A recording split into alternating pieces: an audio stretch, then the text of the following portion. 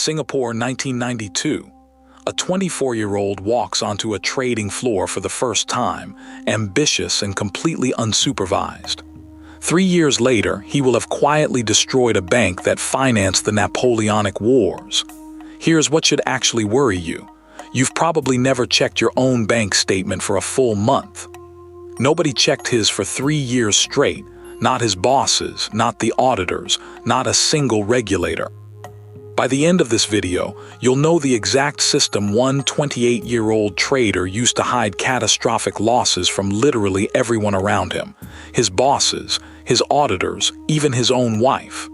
And you'll know the one basic check that was missing the entire time. It's simpler and dumber than you'd ever expect. Here's the number that should worry you. £827 million, close to $1.3 billion, vanished inside a single account that nobody was watching. If a 233-year-old bank can miss that, what makes you so sure anyone's watching your money right now? Nick Leeson grew up working class in Watford, England, without a university degree, rare on a trading floor full of Oxbridge graduates. He claws his way into finance anyway, determined to prove he belongs in the room. Barings sends him to Singapore to run their futures desk, and he works 12-hour days learning the settlement side of the business inside and out. Within months, he looks like one of the best traders the bank has ever hired. Here's the simple version of his job. A futures trade is basically a bet on where a stock index will land by a certain date.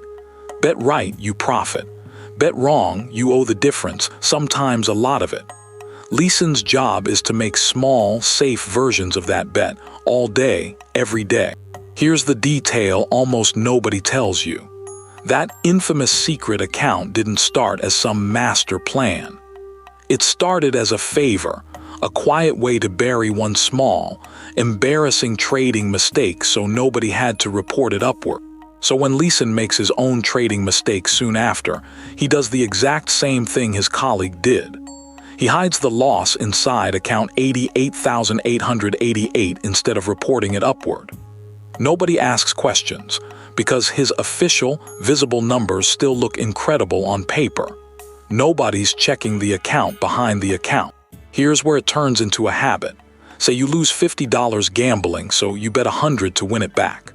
Now you're down more, so you bet $200. Leeson does that exact thing, except his chips are worth millions of dollars, and the account hiding it all has no limit anyone's watching. Here's the part that should actually bother you. Leeson wasn't just placing these trades, he was also the person responsible for settling and checking them afterward. In a healthy bank, those are two completely different people, watching each other. At Barings' Singapore office, it was just him, marking his own homework, the actual root cause of almost every trading scandal like this one. Quick pause, because this next part is worth sticking around for. Subscribe now, because there's a twist coming that even Leeson never saw arriving, and later, I'll show you the one 5-minute habit that would have caught all of this in week 1. Put these two numbers side by side, and it stops looking like one bad trade. By early 1995, Leeson's hidden bets carried a notional exposure around $27 billion, against a bank whose entire capital was roughly £350 million. And here's the twisted part. From the outside, Leeson looks like a genius. Barings' management in London is thrilled with his results and barely asks how he's actually getting them, because profit numbers are what get you promoted. He's living large in Singapore, flashy apartment, expensive nights out, celebrated internally as a rising star, while quietly sitting on losses bigger than the entire bank. Then on January 17, 1995, the ground literally shakes. A massive earthquake hits Kobe, Japan, killing thousands and sending shockwaves through Asian markets. Leeson had placed a huge bet that the Nikkei stock index would stay calm and steady through the year. Instead, it crashes hard, and every hidden loss he's been burying suddenly gets dramatically worse in a matter of days. Think about that contrast for a second. 233 years of history, financing wars, financing the Louisiana Purchase, and it gets erased in barely more than a week. On February 23rd, Leeson leaves a note on his desk that simply says, "I'm sorry," packs a bag, and disappears with his wife. 3 days later, on February 26, 1995, Barings Bank is officially declared insolvent. 233 years of British banking history over in a single week. Look at that gap on the chart. A rival bank, ING, ends up buying every piece of Barings, the name, the staff, the offices, the history for exactly £1.